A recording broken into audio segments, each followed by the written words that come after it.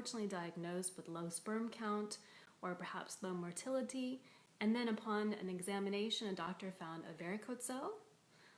You won't want to miss today's episode of Fertility Friday Quickie here with me, Ann Lane from Conscious Preconception, where we help generations get healthier and therefore create a healthier future generation by starting with you and your partner. So our topic today is varicocele. What is it exactly? Varicocele is a very fancy term for a varicose vein that's typically found on the left testicle of a man. It could be on both sides, but usually it's on the left. And it is something that needs to quite often be treated, or at least dealt with in natural terms before surgery, because it limits fertility. They're not quite sure exactly how that works, but the two theories is that testosterone is lowered by varicocele, as well as the heat generated by having a very large vein on the testicle, and that affects fertility in men. There's also another theory that basically having all that blood pooled in the testicle then exposes sperm to a lot more toxins, and therefore that also affects the man's fertility negatively. So how can we counteract that? What can we do? First of all, typically surgery is recommended. That is something that certainly should be investigated, and most men typically have surgery. But the problem is with varicocele, this is dealing on the microcirculatory level. That means we really need to do something that your man does not get a varicocele again, because that's actually the problem, is that this will actually develop another time, and then you're not dealing with the root of the problem. More surgery might ensue, and we don't want to have to deal with that. So what can we do? First of all, we have to look at your man's lifestyle. Is he within an ideal weight range? Is he too high on the BMI index? If so, you definitely want to reduce belly fat and the pressure that's being exhibited on the veins and arteries in his abdomen and lower abdomen. Second of all, you want to look at his diet. Is he getting enough fiber? Is he eliminating correctly, or does he have to kind of press? You know what that leads to? Hemorrhoids, and that's also additional pressure in the lower abdominal area, and we definitely want to avoid that when there's varicocele in play.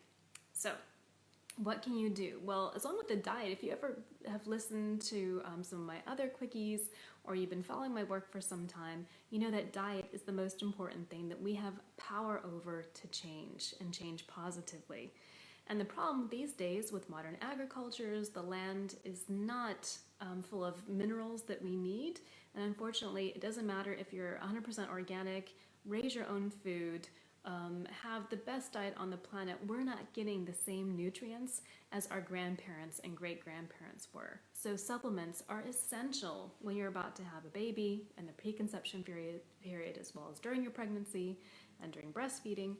But your man, he also needs supplements. So what are the ones that really help increase circulation and therefore decrease the pressure on the veins and really help with the microcirculatory level? Vitamin C is usually at the top of the list. Vitamin C is an excellent antioxidant and really does help maintain healthy blood vessels. Vitamin E also works quite well in this regard. Research has really shown a lot of positive effects on blood vessels with vitamin E. In addition, vitamin K, especially vitamin K2, which prevents calcium and therefore plaque from building on the side of the blood vessels. Then we have some other really great, super effective ones. For example, horse chestnut.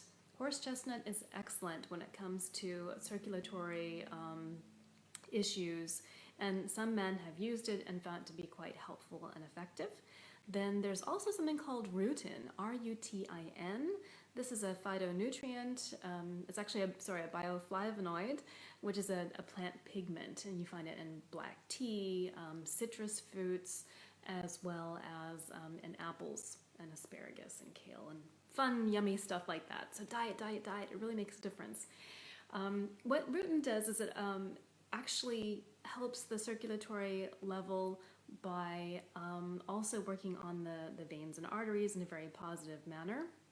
You do want to be a little bit careful with it because it's a very strong antithrombotic, a natural antithrombotic. That means it prevents thrombosis. That means it prevents blood clotting. So it really helps the blood to thin out a bit and to be a lot smoother as it flows throughout the body. So that means if your partner has any problems with blood clotting or is on a blood thinner, you definitely want to avoid Rutten in his routine. So what else could you use? There's actually been a study done specifically for varicocele. We don't have a lot of studies in this area, but some are starting out.